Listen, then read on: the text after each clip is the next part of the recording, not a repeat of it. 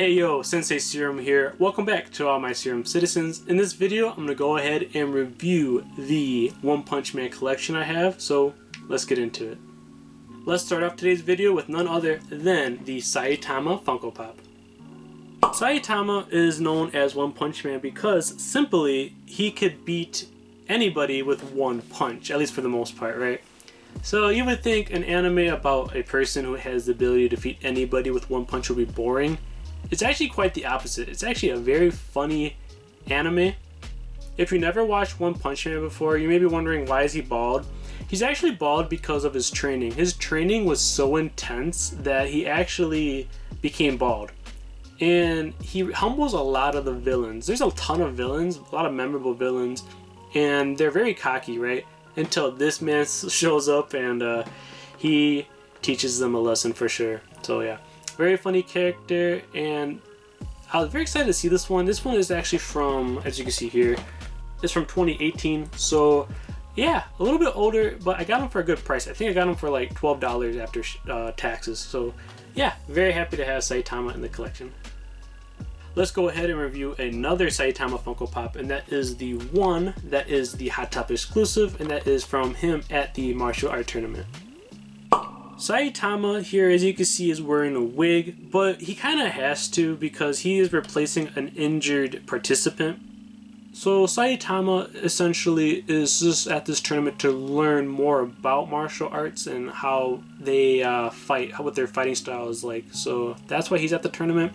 Let's just say, like the villains in the show, they're very cocky, right? A lot of the opponents in the martial arts tournaments are very cocky, but like I said, this man will humble you with ease, so without a doubt. Regardless, I do want to mention before moving on that, like I said, this is a wig that he's wearing, and I think it's actually removable, so very nice detail by Funko. So yeah, this has been the Saitama at the martial arts tournament Funko Pop. So I already mentioned this guy a lot, so let's just go ahead and review him, and that is the Specialty Series Garou Funko Pop. Garou is the main villain for Season 2. I know a lot of people didn't like Season 2 because it wasn't as entertaining, or the art style is a little bit different than Season 1. I still enjoyed it quite a bit, obviously. And Garou, to simply put it, he is very similar to Hero Killer Stain from My Hero Academia. What makes Garou so dangerous is that he was actually taught by Bang, a top 5 S ranked hero, right? So I think Bang's ability, or Bang's fighting style, is flowing fists of water. So Garou does have that technique because he learned from one of the best heroes. So that's what makes him especially dangerous, and that's why Saitama, like I mentioned before, wanted to learn martial arts so he could compete with him. But if you watch the anime, you know, Saitama is Saitama and puts this guy in his place really fast. So yeah, Garou. I'm very excited to see. I really hope there is a Season 3. Otherwise I have to read the manga.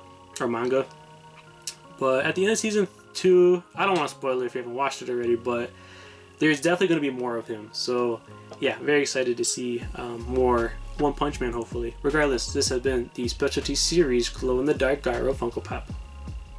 Next, let's go ahead and review possibly one of my favorite characters from the show, and that is the GameStop exclusive Mumen Rider. Mumen Rider has to be one of my favorite characters from One Punch Man because he has the heart of a hero. No matter the level of threat, Mumen Rider always shows up for a battle. And to be honest, guys, he's not a great hero. He's just a normal person who rides a bike and tries to save people to the best of his ability. But that's what makes him transcend as a character, to me at least, because he has, like I said, the heart of a hero.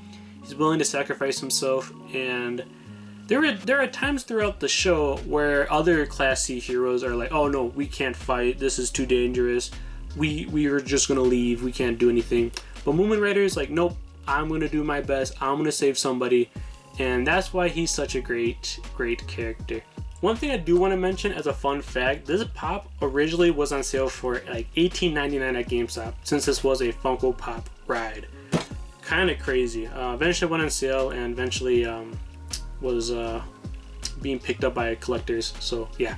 Anyways, that has been the GameStop exclusive Mumen Rider Funko Pop. Following Mumen Rider, let's go ahead and review the first glow-in-the-dark Funko Pop chase I ever found, and that is going to be the Terrible Tornado Funko Pop. Terrible Tornado is a psychic, so she can levitate and she can move things with her mind. So very, very strong character for sure. Like I mentioned, this was my first chase glow-in-the-dark Funko Pop I found. I found this one at Hot Topic, and it's kind of the reason why I kind of had an interest in One Punch Man, so believe it or not. Terrible Tornado, the glow is fantastic. Let me show you the glow real quick if I haven't already. And such a great glow, very great job with the glow here, Funko. I wish all glow-in-the-dark pops could be as vibrant as this one.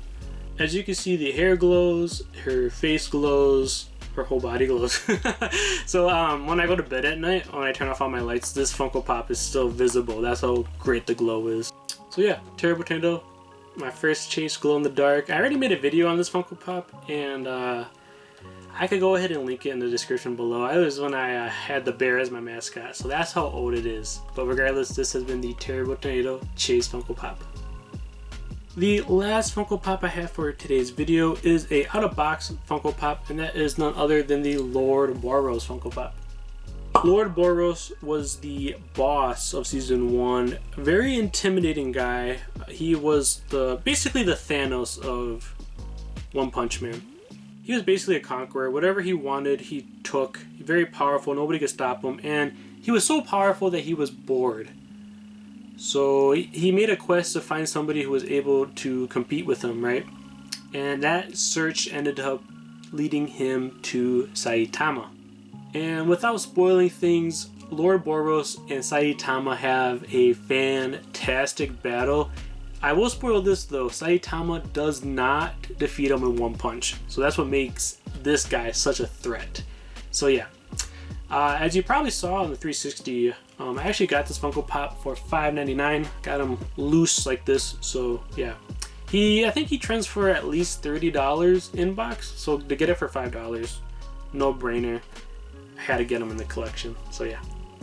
In the comments below, let me know which Funko Pop from today's video is your favorite. Personally, I'm gonna have to go with the glow-in-the-dark Terrible Tornado, my first glow-in-the-dark chase, so that one has a special place in my heart. But before I end today's video, I do want to mention that I'm pretty close to having a full One Punch Man collection. Well, besides the regular pops of these two, I am missing Genos. Genos, unfortunately, is a very expensive pop, at least $100, I think. And if you are unfamiliar with Genos, he's basically a cyborg, very disciplined, very talented hero. He actually ranked an S tier right off the bat, so that's how great of a fighter, how great of a hero he is. So yeah, kind of bummed I'm missing that one, but hopefully one day he'll be added to my collection. Regardless, this has been Sensei Serum. I'll see you in the next video, and until then, see ya!